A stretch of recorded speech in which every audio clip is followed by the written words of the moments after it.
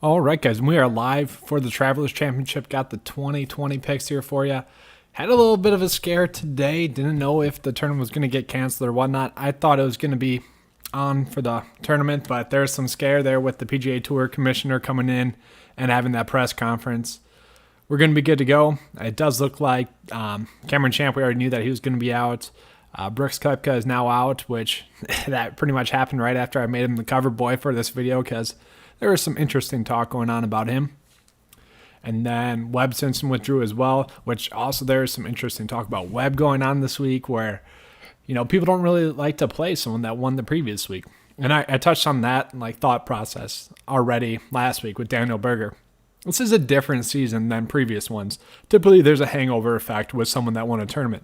With Webb or with Berger last week, it was like, yeah, we knew. Different season. The mentality is going to be there where they just want to play well each and every week.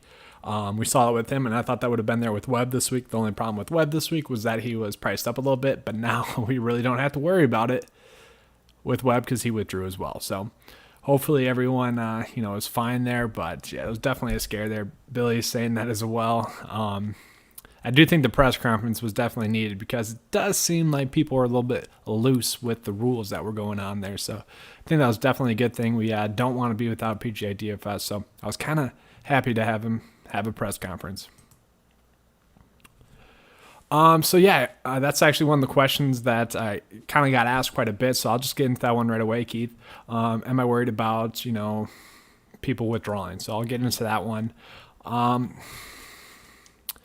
Yeah, I mean, that's partially why the previous 2 weeks had been red weeks. We just didn't know what to expect from the players, whether or not that they would play, the full tournament. So, yeah, there is just inherent concern already.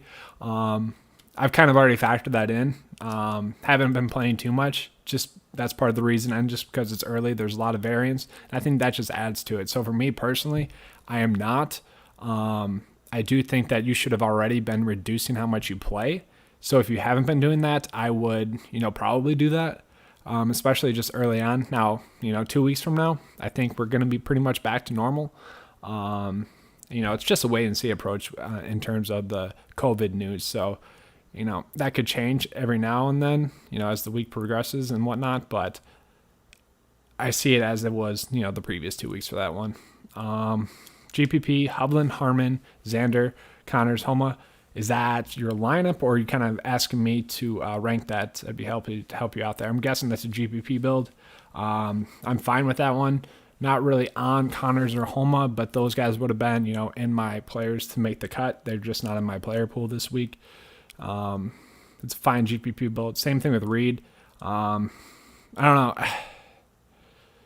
That's not my favorite GPP build. I think you could find some more upside, but it's not bad. It could, compete in cash. Billy's got it. I'm starting to feel Cantlay vibes. Yeah, so Cantlay, I do like. My problem with Cantlay is that Xander's right there as well. I've done a bunch of builds where I really like the build in general, and I'll end up on Cantlay or Xander, and then I'll just redo the build and then put, the other one into that build. That's happened quite a bit. So I like both of those guys enough, but one, if you're playing the Showdown slate, I'm not playing the Showdown slate, but I think you might have to consider Cantlay. He's just been a stud in round one so far. But Cantlay, he had those two top 15 finishes here.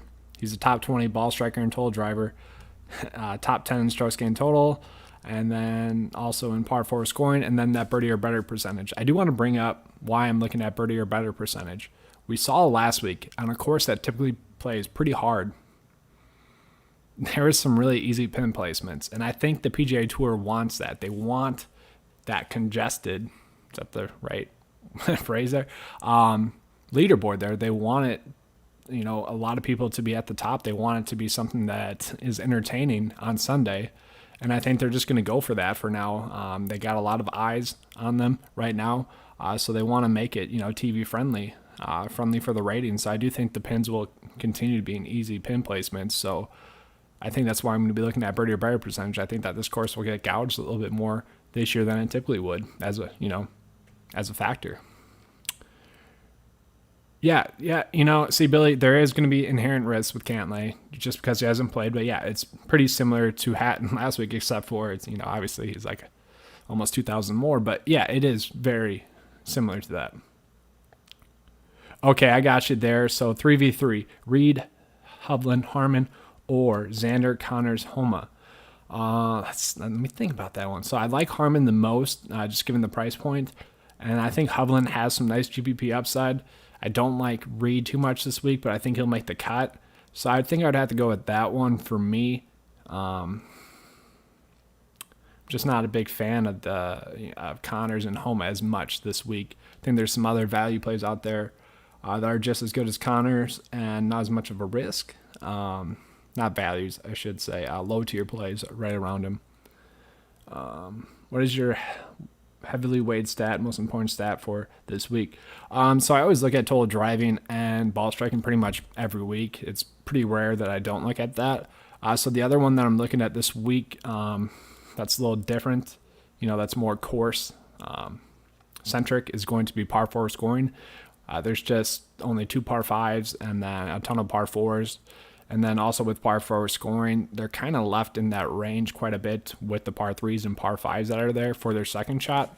So just inherently, par 4 scoring is a huge factor. And I had one of my better weeks last year using par 4 scoring. I know a lot of people didn't actually do that last year, which was kind of surprising. So I'm going to stick with that again this year. Let me get into some of the FanDuel picks, and then I'll get back into some of the questions here, touch on those a little bit more. Let me get a drink break in here. All right, so on FanDuel, the last 2 weeks, I've given you guys 2 7K plays that I believe were top 20 finishes. I know, Doc Redman was like T21, I believe, and then Jim Furyk, I think, was like T25 the week before that. FanDuel didn't give us that 7K play this week. They didn't do it, but they did give us DJ Trahan at 7.3. It's not the best pick, but if you guys really need to get down into that value side of FanDuel, I think that'd be the route I go with. He's a great ball striker, great total driver, really strong par 4 scoring. He's kind of been hit or miss this year. And, I don't want to go this route if I don't have to. But if you guys are really in love with the build, that'd be the play I settle on. I do see him making the cut. I even would be fine throwing a top 40 bet at him. And then Mark Hubbard, I do like him at that price point, 7.8. He's just going to be a strong play. I do believe that he's going to make the cut. If he can just clean up that 1 or 2 bad rounds that he does have on the week, he's going to go off and, maybe get a top 20 finish. And then kind of going along with what I said in the previous video, Harry Higgs and Doc Redman, both great plays at that price point. 8.1K on FanDuel are great plays pretty much across the industry, really. They're plays that should make the cut. And I know Higgs is somewhat around that area. I believe I would have to double check that. So he should be more familiar with that if you kind of want to go that narrative route. And then Brian Harman, I do like quite a bit across the industry as well. He's a great discount play on FanDuel. FanDuel did a weird job of kind of grouping everyone together. Finau was a fine play. You could really make a build with like Finau, Fitzpatrick, Woodland, and then a couple of the other guys where you're just going to have a solid build where you really couldn't do that on DraftKings. Grizz has got a question on Yahoo. I'll get to that in a second, but I would go back to both of them perfectly fine on Yahoo. I'll get into the Yahoo plays in just a second here. So one of the things I think I'm starting to see across the industry, I listened to a couple of plays. I normally like to fade the noise, but I kind of caught myself listening just to see if they were worried about withdrawing at all. And the studs and duds approach kind of seems to be the theme this week, unfortunately. Some people are they're starting to come around to Doc Redman and Matt Naismith. So I think that'll be popular, but the problem with studs and duds this week is that, well, there were a ton of good studs. Now with Webb and Brooks out, it kind of makes it easier. You kind of know you're paying up for Bryson. Bryson could be huge chalk on the top end, where if he doesn't pay off that salary, that could end up being costly. But JT's up there. JT's been a stud this year, 2 top 10 finishes. John Rahm, great stat fit at this course. John Rahm should absolutely tear up this course. And then you got Xander and Patrick Cantlay down there, but you also have DJ, Justin Rose. Justin Rose has been playing some great golf since break. So, I kind of have come off the studs and duds approach a little bit because, one, it seemed like a lot of people were doing that. And now, because of all the news of Webb and Brooks being out, You don't really have to force it as much because the other plays are going to be a little bit more popular. Still, I really do like the value that's out there this week on DraftKings. So I will have 1 or 2 value plays in most of my builds this week, sometimes even 3. I think that's just how strong it is. It was kind of unfortunate that Cameron Champ withdrew. I mean, he was looking like he was going to be a great play. He was going to be a long shot bet of mine this week. Just a good stat fit. He set up really well for this course. But some pivots from him, if you guys were looking at him, Patrick Rogers and Matthew Naismith are both going to be strong pivots kind of right around that price point. Top tier plays exposure, I kind of already explained that pretty much. It's tough with Cantlay and Xander right there. That's normally the spot where I want to really start out my builds, but I can't really decide between either of them. They're both going to be great plays, I believe. And then, you got Colin Morikawa and Abraham Answer. So let's bring up Abraham Answer on the Yahoo slide. So Answer on Yahoo, if you guys are trying to play him, I would suggest playing him on Yahoo. He's a deep discount on Yahoo this week. $31. I mean, that's really crazy. Fitzpatrick's still pretty cheap on Yahoo with $30. Rose is kind of the cheapest of the elite price players, so I'd be fine with him. And then Bubba Watson, yeah, he's not really priced up too much across industry. He's kind of almost priced too high, but he's not to the point where you can't play him. And on Yahoo, that's definitely true. I definitely like his price point on Yahoo. And then Harry Higgs, $20 on Yahoo for him. I do like that. If you guys want to go 21 for Naismith, I am perfectly fine with that as well. And then, so thoughts on Bubba and Casey. So I got asked about these two quite a bit. They're both, I don't really, it's tough because Casey hasn't played so far this year and he is priced up a decent amount. Yes, he has great course history here, and he's typically a strong ball striker and total driver. He should be able to make the cut, and if he makes the cut, he could be able to make a run at it. And then Bubba's been playing well on 2 courses that didn't really fit his game. Obviously, this is a course that does fit his game. I do think if you guys wanted to be a little bit safer, I would go with Bubba. It does seem like Bubba will make the cut just because, like I said, he had been playing well. We had seen that, and we have seen his, course history here before, and he's just been hitting the ball really well so far, especially since break. So out of those two, I think I would go Bubba just because it's safer. I do think both of them have the same amount of upside as well. I do think I'm a little bit lower weight on Casey this week than everyone else. I haven't exactly looked at ownership too much, but it does seem like Bryson's going to be chalk. It does seem like Casey and Watson are going to be chalk as well. Reading the comments here.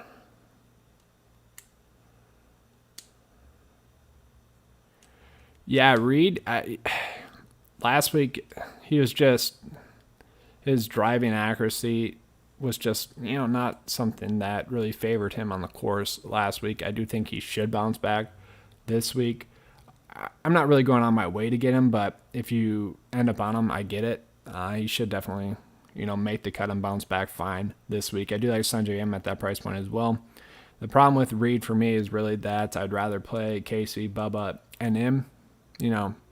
Reed's kind of the 4th player in that price range that I would go with, and typically I just don't end up on that player as much. I think Woodland bounces back. So the thing with Woodland is, I wouldn't say he's been playing bad. He's kind of been playing, just solid golf. Nothing like poor. He just hasn't been popping. He's grinding these out right now, and he's doing it in a good way where he's hitting the ball where he wants to, off the tee, greens in regulation.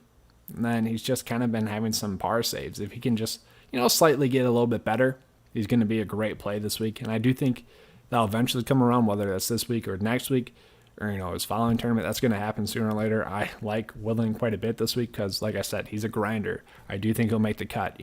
That's the most important thing with PGA DFS is, getting 6 for 6 across the cut line. And I think Gary Woodland really helps you get there, really helps you get, a made cut in there. If you had to pick 4 from the 9K range, okay, so I got you. So 4 from the 9K range. Bryson, JT, John Rahm, And that's tough. I mean, probably Rory, but if I'm using DraftKings prices and we're factoring in pricing, it'd be Bryson, Rahm, Cantlay, and Xander. If we're factoring in price points, who are you leaning more towards now more than you were on Monday?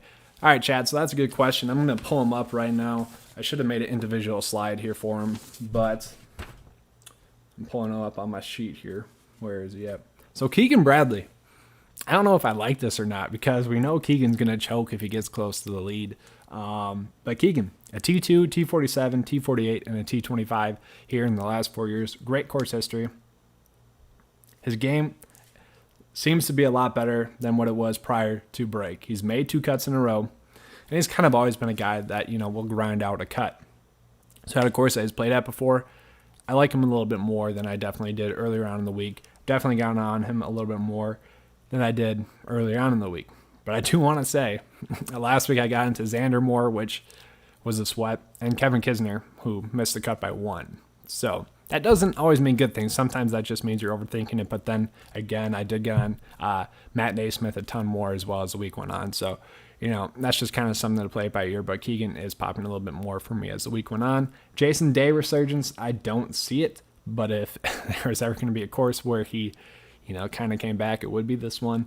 Once again, Jason Day, kind of like Patrick Reed for me, is in a price point where I wouldn't pick him just because there's better players in that price point range. You look at Joel Diamond, you got Kevin Kisner. I don't really like Kisner this week, but I'd rather play him over Day. Brian Harmon, a lot of people like Connors this week, and then Keegan Bradley are all right there. And I think I would rather go with Billy Horschel as well, who didn't play poorly last week, but he just didn't make the cut. All right, do we have any more questions coming in?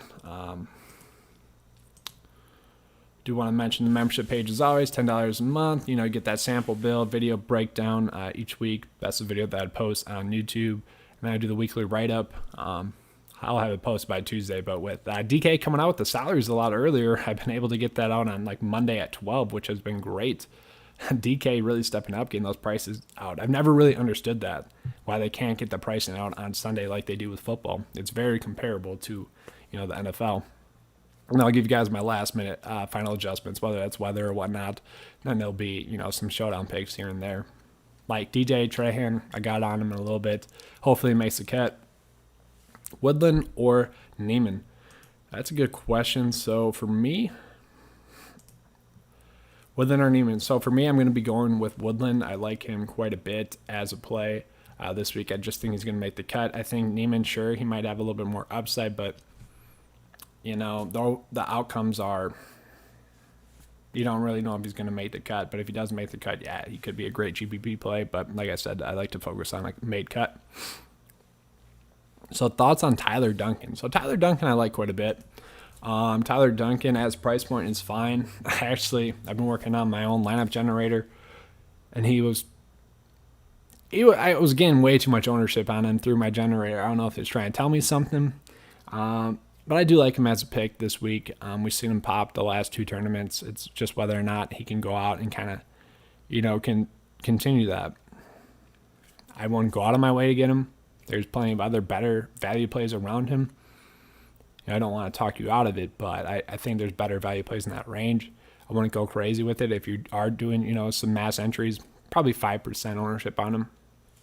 Don't go crazy with it.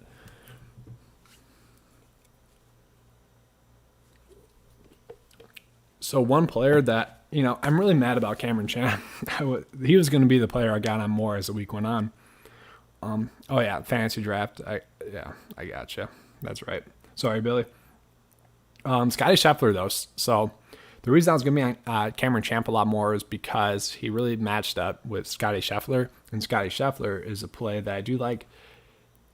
He's a strong, total driver, strong ball striker. He really doesn't have a weakness in the game except for his putter. So if that putter comes around, he's going to have a really solid week. We saw him make the cut at his last event. I know a lot of people were on him in that last event. So if you're on him in that last event, I think you should play him again this week. So thoughts on Phil this week? It's tough.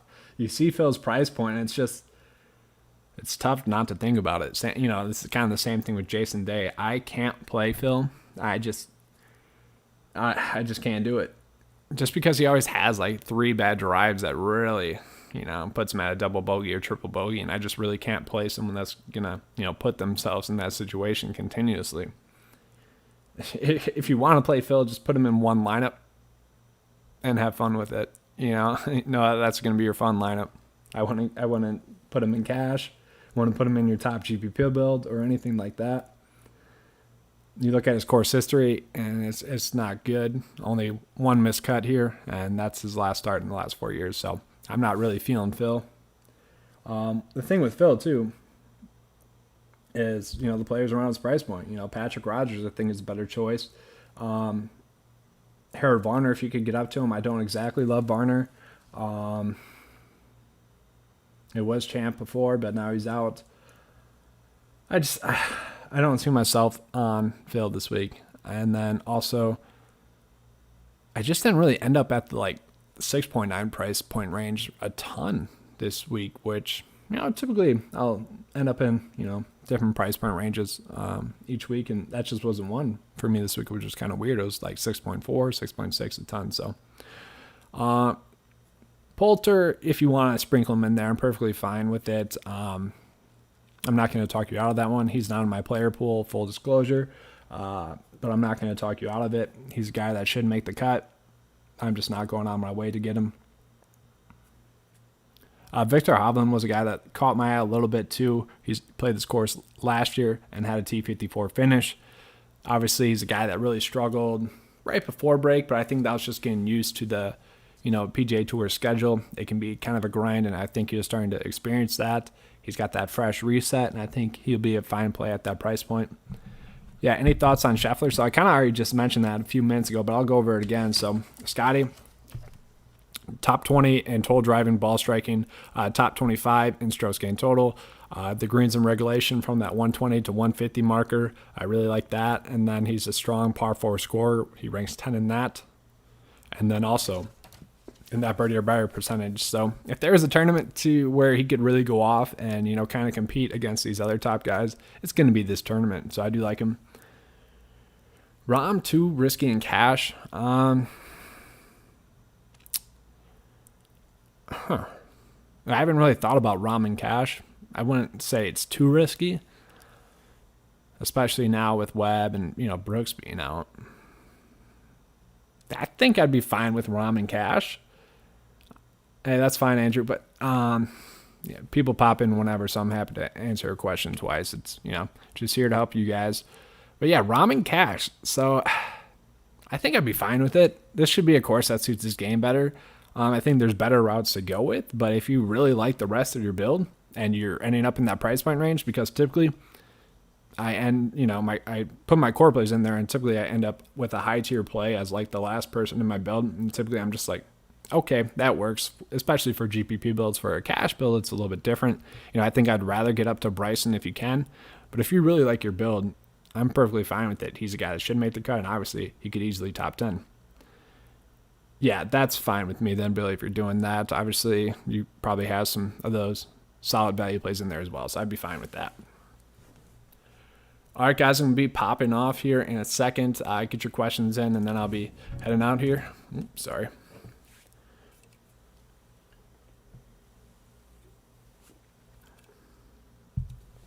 This is an interesting one, though. So the last 2 weeks, I kind of played around with the Showdown slate round 1. I don't think I'm going to do that this week. I'm going to be ready to go with the round 2 because I think there's going to be some chalky options that kind of struggle day 1. And then they're going to make for great round 2 Showdown slates because they're obviously going to regress back to where they should be. We saw that with Xander last week. It just happens a ton. So I think that's going to be the route I go with round 2 Showdown. So if you guys do want that content, stop over to the 9 to 5 page. We'll be posting those picks out there as well. AJ's got a question on Sergio. So Sergio, I'm fine with. He's been playing solid golf. I almost played him last week. Kind of sucks that I didn't as the week went on, but I'm fine with it. Rather play Sanjay or Woodland there, or Finau, or Fitzpatrick. That's kind of my problem with Sergio. He's kind of, the fourth person in. That's kind of the theme right now. And I think that kind of sums up my thoughts on this week is that there's good plays across the board. I just think there's slightly better plays. They saw that on the high tier. Now you're seeing that on the mid tier. You're seeing that on the low tier, and even the value side. There's really not many eye-popping plays this week. There's really only one throughout the whole week for me. It was, Brian Harmon, where he's kind of just checking all the boxes and was at a good price point. DK did a good job pricing. Let's put it that way. They did a strong job pricing. So I think the number of 6 out of 6 lineups across the cut line this week should be pretty low. That is a great question. Tom Lehman or Roy McIlroy. See, I'm laughing at that right now, but it's Goff. Roy could miss the cut. That's a good one. All right, if we don't have any more questions, I'm going to be getting out of here. We'll say Keegan, I got on a little bit more. Not sure how I feel about that, but that's kind of the route I went. Been toying around with Patrick Cantlay and Xander a ton. Got on Sanjay M a little bit more as the week went on. And then Gary Woodland and Brian Harmon are kind of my go-to players to make the cut. Although I'm not really excited for, their overall finish. I could see them getting a top 10. All right, guys. Thanks for watching. And let's have a good week and let's keep cashing. All right, thanks, guys. We're out. Have a good Travelers Championship.